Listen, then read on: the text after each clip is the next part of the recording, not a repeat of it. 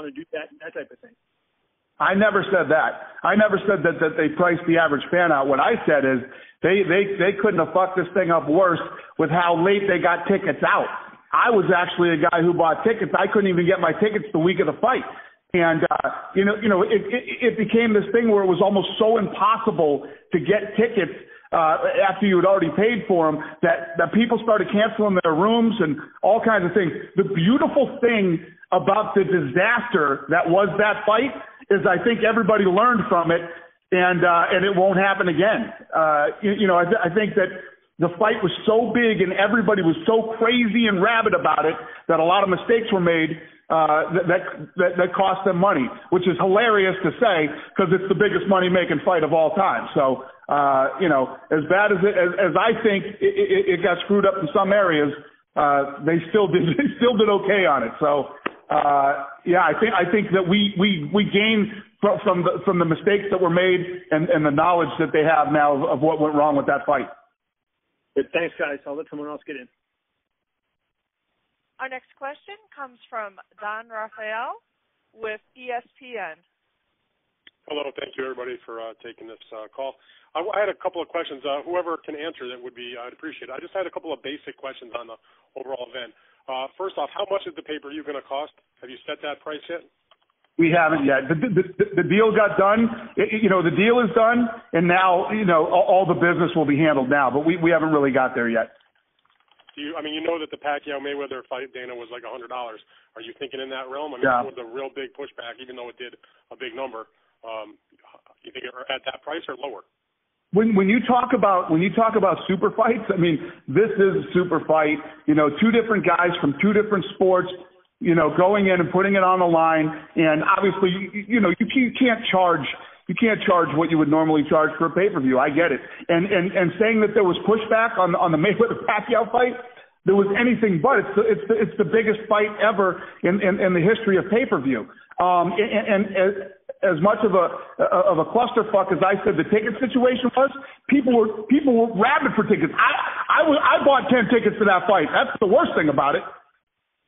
Dana, will you do things to promote this fight on your UFC programming? That's obviously not boxing, but you're going to have, TV shows and such between now and August 26th. Will you do promotion of it on your programming? Yeah, Showtime is the exclusive distributor of Floyd Mayweather's fights, but they were kind enough to open the gate and let us do some stuff too. We're going to do UFC embedded like we do for our fights and a couple of other things. But at the end of the day, Showtime is running the show. So I won't see a promo on like your next UFC live show on FS1 or something. What's that? Would I see something like? Would you mention it or have a promo for it on your one stage? You have a live event? Oh yeah. I'm gonna promote it through all of my through all of my inventory and everything that I'm doing. But as far as actually producing TV shows and doing all that type of stuff, Showtime is the exclusive. But they've been kind and opened the window and let us have some fun and do some things too. Yeah, this is it's an event that got done so quickly simply because there's been a spirit of collaboration and partnership on this. So you really, we're all pulling in the same direction. It's going to be a massive promotion. Can you also answer, this is something I know has always been important to Floyd. If you could just address what the drug testing situation is for this fight, whoever has that, maybe Leonard knows. Yeah, you saw so much respect for Floyd Mayweather, because let me tell you, in the negotiations when we were talking about it, I said Conor is right now in the USADA program and is being drug tested right now. As soon as the deal's done, they absolutely didn't even flinch about drug testing. So much respect to Floyd on that. So it's going to be the same sort of USADA that Floyd's done for many of his recent fights. Yeah. Okay. And one other thing, I don't think this is an issue, but this is something I've been asked by other people, so I'm going to throw it out there. Is there any kind of language in this agreement that what might happen should Conor have a brain freeze and just start throwing elbows and kicks? Oh yeah, that will not happen. What's the penalty? That will not happen. First of all, obviously that is absolutely in the contract. Number one, and number two, if this is a boxing match under the Nevada State Athletic Commission, under the rules of boxing, and when you talk about a guy of Floyd Mayweather's level and value in the sport and things like that. I mean, the lawsuit, if that ever happened, would, Conor likes money, man, and Conor would depart with a lot of money if that ever happened. So, yeah, that will not happen. Gotcha. Okay, guys. Thank you very much. Thank you. Our next question comes from Damon Martin with Fox Sports. Hey, guys, thanks for the call. Dana, I know you talked to Conor this morning. You said in a couple other interviews. I mean, what is his attitude about his future with the UFC? I mean, how confident are you that he will fight again this year? I mean, I'm pretty confident in the conversation that I had with him. He's fired up for this fight, and he's excited to fight again and defend his title by the end of the year. Nothing is a guarantee. You can't be guaranteed anybody's ever going to fight again. So, but if you look at Conor and the type of fight, the reason that this fight is so big and the reason that he's such a huge superstar is because this guy will fight anybody, anywhere, anytime. He's going to step in and fight Floyd Mayweather under boxing rules. These are the reasons that people love this kid. I got all these guys crying about, Conor McGregor this, Conor McGregor that. Shut up. Step up and fight like Conor McGregor fights. Take the big fights. When somebody falls out, on 4 or 5 days, he'll fight anybody. That's why people love him. If I had to tell you right here, right now, do I think Conor's coming back this year? I absolutely do. And I know you guys can't get into the financial exact arrangement that was made here. I know a lot was said about Mayweather-Pacquiao was a 60-40 split. Can you give us any kind of indication what the final number was for Mayweather and McGregor? We have a confidentiality clause in place, and the financial details will not be disclosed. Nobody's bummed out about this deal. I promise you that. Everybody's happy. And one final question for the undercard. This will all be boxing, and I assume, and that maybe this is best question for Steven Espinoza, but I assume this will all be built, with Mayweather Promotions, completely boxing. Like, there will be no other crossover fights. There will be no other UFC guys involved with this card. The undercard, in terms of the televised undercard and the pay-per-view, will absolutely be a straight boxing card. But it's a big card. There might be some interesting things that we do with the prelims. That's something that we're going to come together on and really hope to make it an entertaining day, not just, 3 or 4 fights, but an entire entertaining afternoon and evening of legitimate fights all around. Awesome. Thanks very much, guys. Thank you. Our next question comes from Jack and Carnacao from the Boston Herald. Thanks very much. Steven, considering Showtime's going to control the production, is Morrow going to call this fight? Who's going to be on the call? We are controlling production, but this is very much a collaboration. Obviously Morrow's our go-to guy and has a history in both boxing and MMA. But we're going to sit down with both Dana and his colleagues as well as Leonard and put together a team that makes the most sense for the good of the event. Dana, would you like to see some UFC announcer representation on the call? I don't know. We haven't really got into that yet. Like Steven said, we're going to talk about it and we'll figure it out. I don't have a problem. Listen, at the end of the day, Showtime put up a lot of money, to get Floyd Mayweather over there and to promote his fights and whatever they want to do. They've been very, very, very fair in this negotiation and letting us do things that they absolutely did not have to let us do. So I'm cool with anything. Danny, you're looking forward to doing, from what I'm reading from Steven there, an afternoon UFC card the same day as the event. Is that what you're thinking? No, it's not. I didn't go that far. I just said, he didn't say that. He didn't say that. No. There will be no UFC that day. This is a boxing day. Okay, great. Dana, to what degree would you expect Conor to kind of frame this up in the interviews ahead of time as, MMA being a superior fighting sport to boxing, kind of framing it as MMA are real fighters and boxers are just boxers? Do you expect him to put it that way?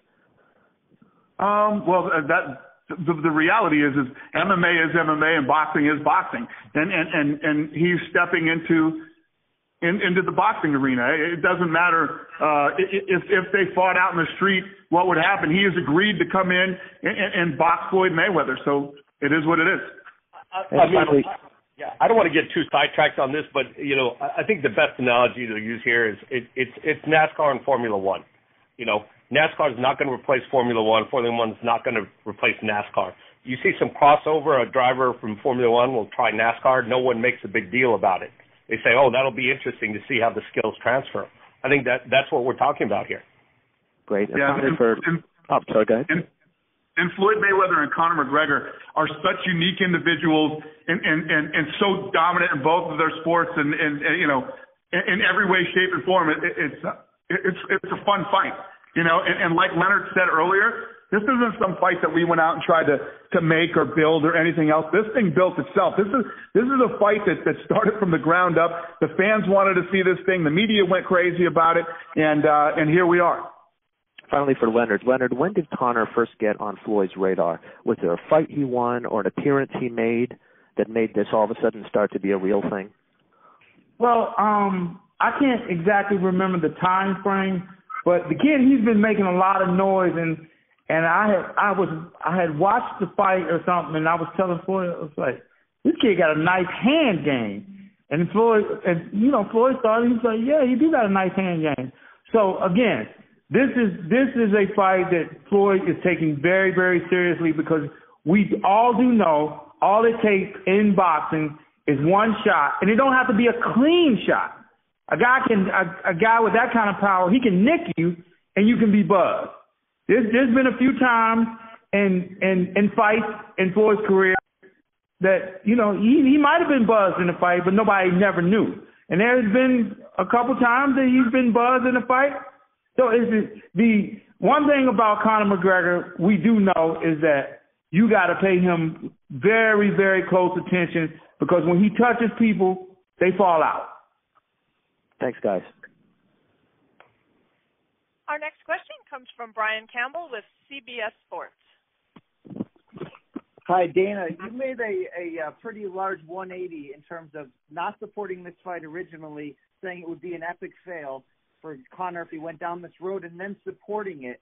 So how much of that had to do with the idea of this being financially beneficial for the UFC to pay off debt after the sale last year? I didn't say that this would be an epic fail for Conor to go down this path. That was something else that I was talking about. What was the question about the debt? How much does this have to do with the UFC receiving money to allow this fight to take place? Listen, if you're going to ask me stupid questions, at least get your questions right. First of all, I didn't say that this would be an epic fail if he went down that path. And we were talking about something else, because Conor and I were actually butting heads on something. That's when I said that would be an epic fail if he went down that path. Number two, as far as the debt goes, Conor could fight twice this year, and we're going to do fine anyway. This is the fight that Conor wanted, Mayweather wanted it, and the fans wanted it. So we're doing it. So if you're going to ask me a stupid question, at least get it right. Sorry, I meant epic fall, not epic fail. But Leonard, from your point of view, Dana has said this would be a fight contested at 154 pounds. What went into that decision for Floyd? We had no issues with fighting Conor McGregor at 154. It's a fight that's going to take place at 154 pounds. What were the biggest points of contention in the negotiation for anyone? There really weren't any. The thing was actually really smooth. It's one of the smoothest that I've ever been involved in. Me too. And I carried that. Finally, guys, question about the undercard. Are we looking at all boxing? No other UFC crossover on this? Yes, all boxing, and we'll put together we'll put together a tremendous undercard. But that's forthcoming. We're very excited again to be working. Steven, myself, Floyd. We're very excited to be working with Dana and Conor in this tremendous event. This shit is going to be fun. It's really going to be a lot of fun. And the fans, I can't wait to get started with this. Thanks, guys. Our next question comes from Lester Silva with Univision. Good evening, everyone. This question's for Leonard or Dana. You guys had mentioned that this was pretty much smooth sailing as far as putting this mega fight together. Was there an obstacle at one point where it could have jeopardized the fight, or was it just smooth throughout? No, it was ever since we sat down and seriously started talking, it's been like, I think all three of us were just unanimous, and it's been one of the smoothest deals we've ever done. Good to hear. And my next question is for Dana. Now that McGregor has made the crossover and the breakthrough for going into boxing, have you been approached by other UFC fighters wanting to do the same? Yeah. And the thing is, the difference is this. Floyd Mayweather is arguably the greatest of all time in boxing. Conor McGregor is a massive star in our sport. The right fight in the right place at the right time. I thought it would be impossible to deal with Mayweather Promotions, to deal with Heyman, to deal with Showtime, and I thought it would all be an impossible deal to do. It was the right fight at the right place at the right time, and we got it done. So, yeah, I don't want to be doing this every weekend. Thank you so much, guys. Thank you. Our next question comes from Gene Wang with Washington Post. Hey, Leonard, just one quick question for you.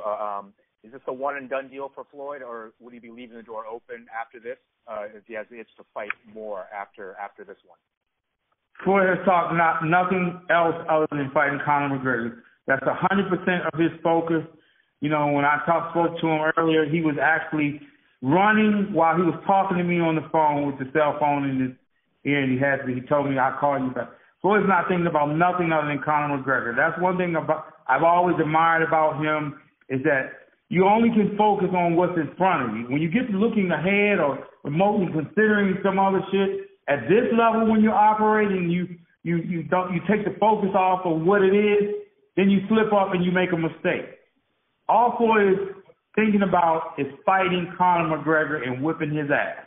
And Leonard, you can interrupt me and call me a liar if I'm saying this incorrectly. But at the time when all of this went public on social media, Floyd was, a little behind Conor's tweet.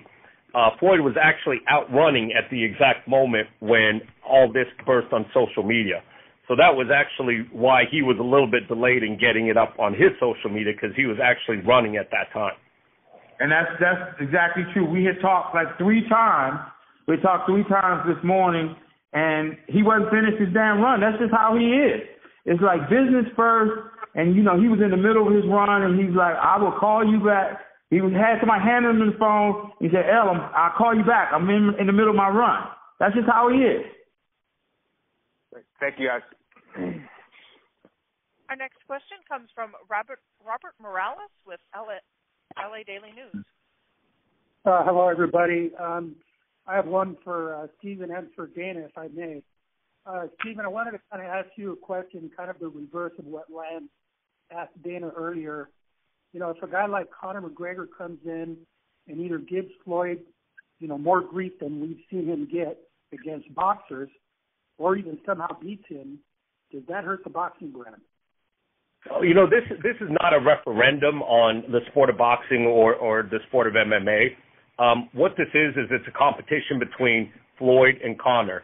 And if Conor is victorious, what that means is that Conor beat Floyd, and we have, a really interesting potential rematch maybe down the line.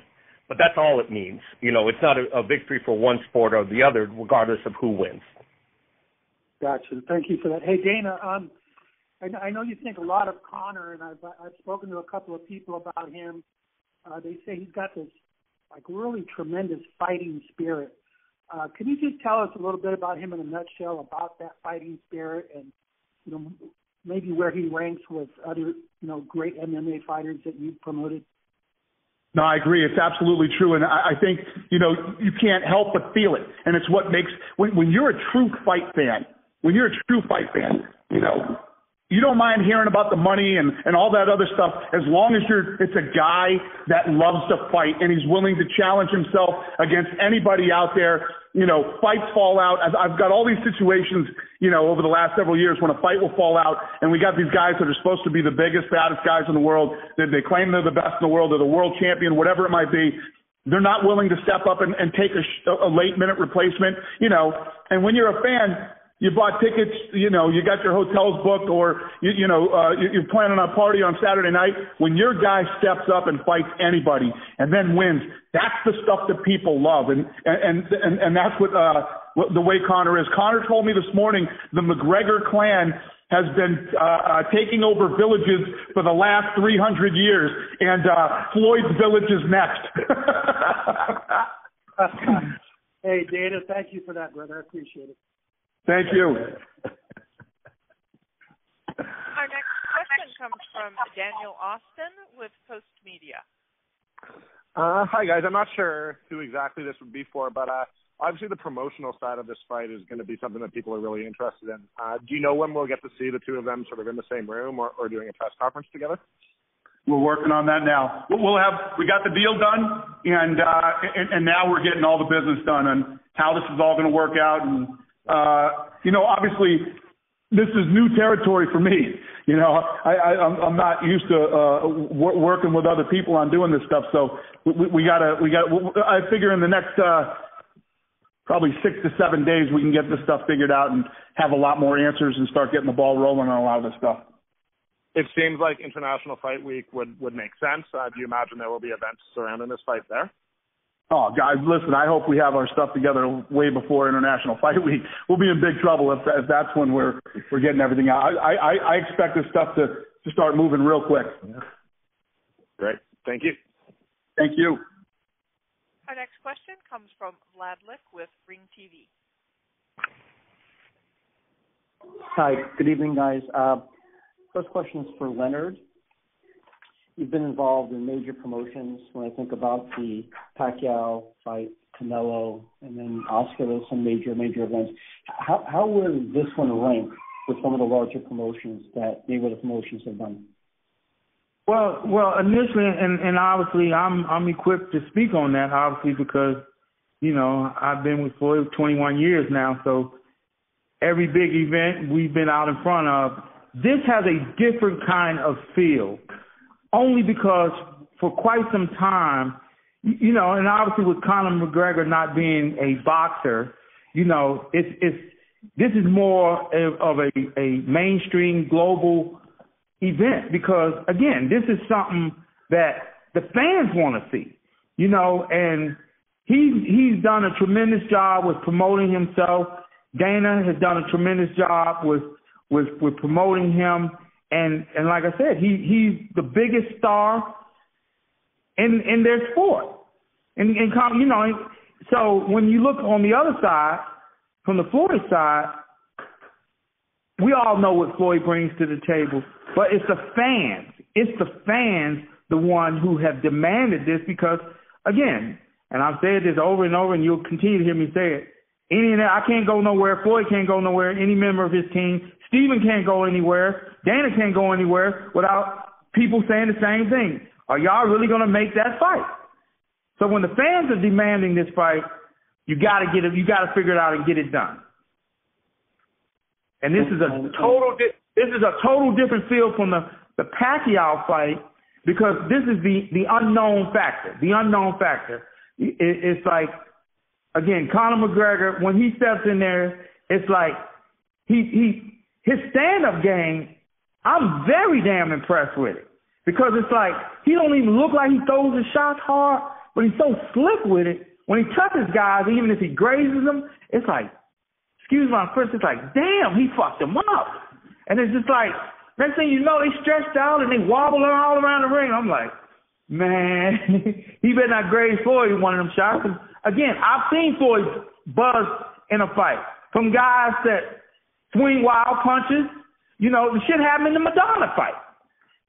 You know what I'm saying? And it's like, the thing what happens in these kind of fights is that, I'm a realist. Floyd is 40 years old. He's in all for a minute. He got to get his ass up and be prepared for Conor McGregor. Conor McGregor's been active. You know what I'm saying? And he's been knocking guys out. And we'll be a bunch of damn fools to sit around and sleep on this and listen to all the bullshit that everybody else sits around and talk. Oh, well, no, Floyd's ass is getting out there and getting up, running, and he's coming. He knows Conor McGregor's coming after him, and Floyd's looking to get his ass up out of there too. Great. Thanks, Len. One question for Dana. The characteristics you were talking in reference to Conor, he's backed it up, he's validated it, he's taken the last minute fights and won and backed up his talk. How would you describe the feeling for him on this particular stage? In the past few years, he's the man when he walks into the building, and now he's got to share that limelight and be on the biggest stage. You referenced earlier, to your point, he's 28 years old. What do you think? How do you describe that feeling for him to kind of not get blinded by the lights in this case? Yeah, he never does. It's one of the things that makes him who he is too. This kid eats pressure like nobody I've ever seen. From the minute we found him and started building him and taking him to these different, like every fight he had, next level, where he was the guy and the whole thing was riding on his back. He handled the pressure very well. And this one, he's not sharing the limelight. We're stepping into Floyd's world. This isn't our world. This is Floyd's world that he's stepping into. So it's just I'm really excited to see how he handles it that night. I'm really excited to see his game plan. How he when he starts executing that night, his game plan of fighting Floyd. I'm always fascinated by Conor McGregor, and I've been saying it all day, and I'll be saying it for the next couple months.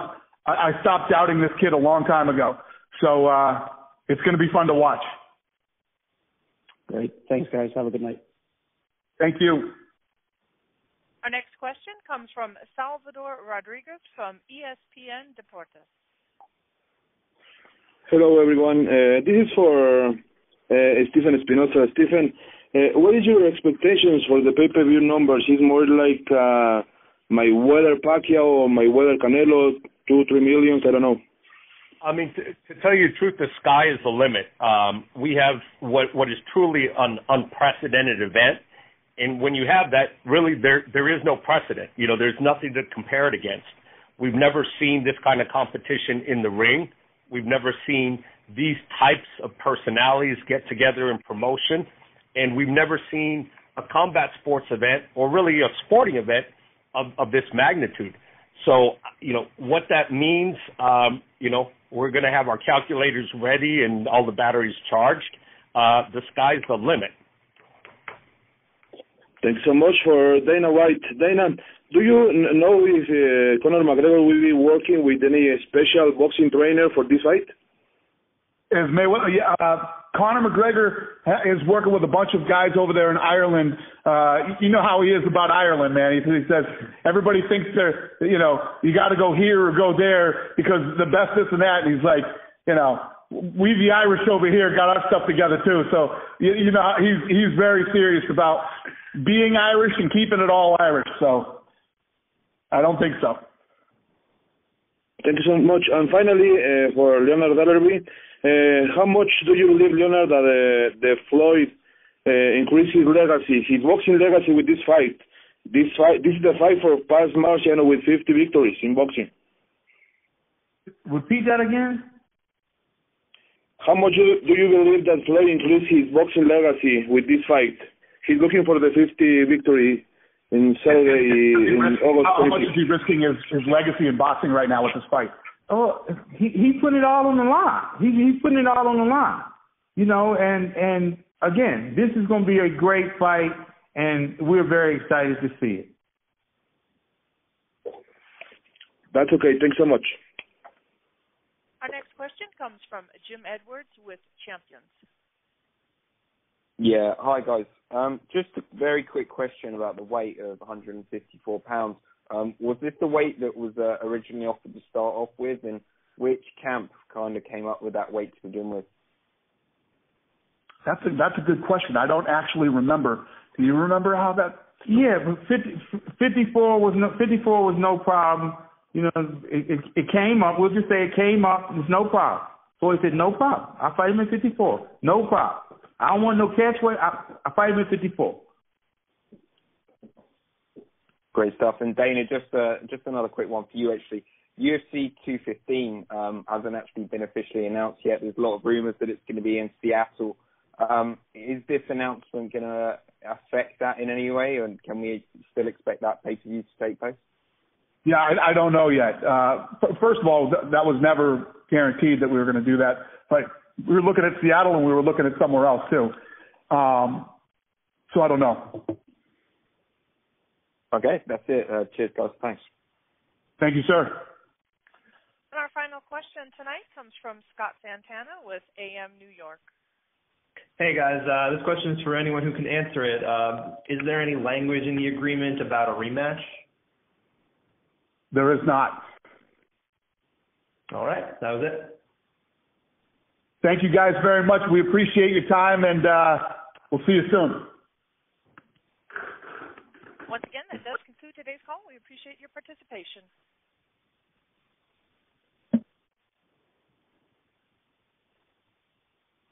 Ain't no other sight in the game, 'cause see